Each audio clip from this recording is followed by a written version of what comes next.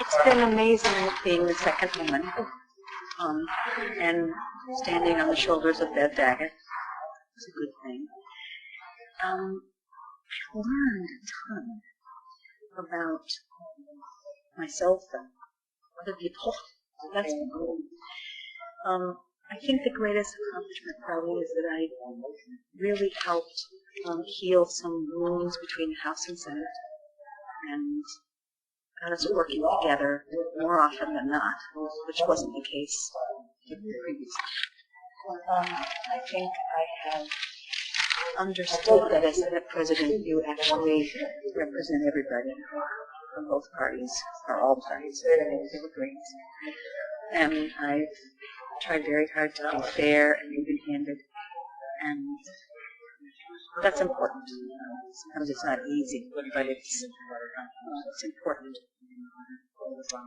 And in terms of accomplishments, there are many. Think about most recently all the transportation stuff we got. Who knew that I would be interested in all that stuff, but it became very obvious that it was important, and we had an opportunity and we seized it, so that was good. Personal care attendants and raising their pay has been important to me. Minimum wage raises have been important to me.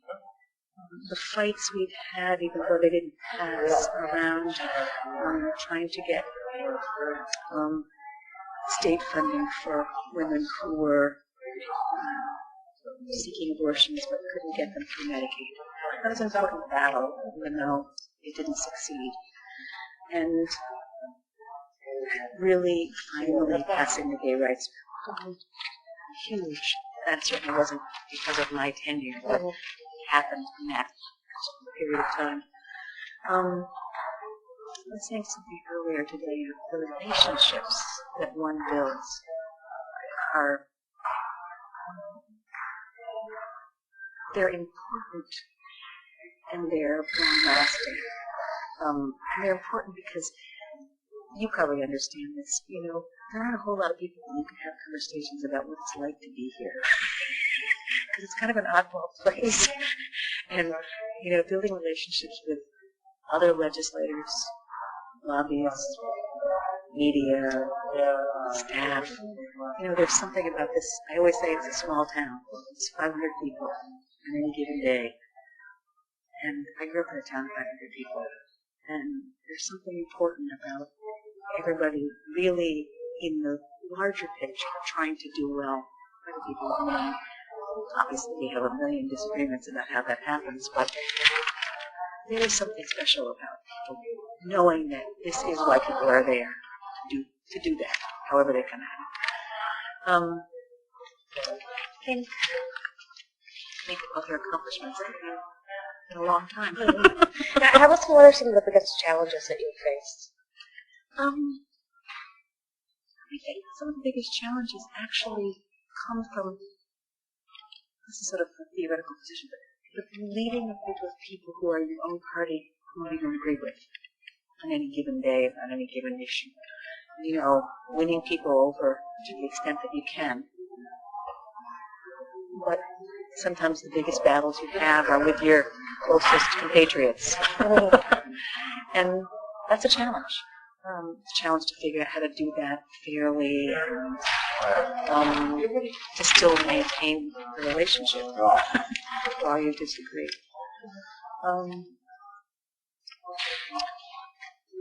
Yeah, I think that's ultimately. Now, next year we'll most likely have a female Senate president. I'm hoping that's true. Yep, and most likely have a female speaker. No, that would be really cool. What do you see as the future for women in Maine government? Well, it's interesting. We need a female governor at some point. And I think we need to keep putting women in the pipeline so that it isn't just a flash in the pan. It isn't just a one-time thing. And I get encouraged every time that girls come to the State House Day because those young women always write me letters saying, that was cool, I want to do that. And, you know, some portion of them will really carry through with that. And so I get encouraged by that. You know, Emily Kane, just thinking about Emily and Hannah, with young women who are clearly going to stay in this, and who knows where they'll end up. But they will be very effective leaders because, well, they learned a ton, and also there is something about being female and trying to get to solutions before you get to ego. That isn't necessarily always true that men don't do that, but I think it tends to be from a woman's perspective. Now, what's next for you? You're going back to the Freeport Library? Presently, I'm there, the director, and I'm giving myself till the end of the election just to relax and not think about that. You know where I'm going. Yes, I do. And I am thinking about, I'm keeping all my options open. Lots of people have talked to me about other races that one might have.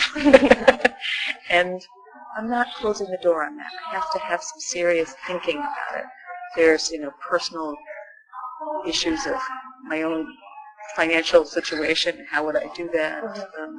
I think the next governor is going to be faced with lots of challenges. I think the Bush administration has purposely starved states to death. And so, I'm sorry, this administration? The Bush administration has purposely starved states. And so, whomever is president, I hope it's Obama, it's going to have to, I think otherwise things are really going to get bad. It's going to have to start repairing that, but it's not going to be quick. And whoever is the governor is going to have to deal with still some very hard times. The turnaround isn't going to happen immediately.